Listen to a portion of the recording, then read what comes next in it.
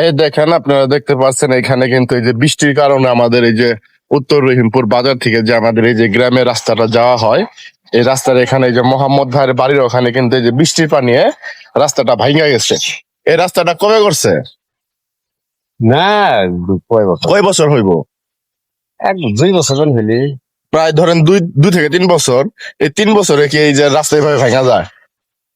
আমি এলাকার চেয়ারম্যান সাহেব আছেন, মেম্বার সাহেব আছেন, এলাকার আরো গণ্যমান্য ব্যক্তি আছেন যারা, তারা অবশ্যই এই জিনিসটা দেখবেন যেন আমাদের চলাচল করতে এবং কি আমরা যাতায়াত করতে যেন আমাদের কোনো ভোগান্তি না হয় অন্যদের এলাকার মতো।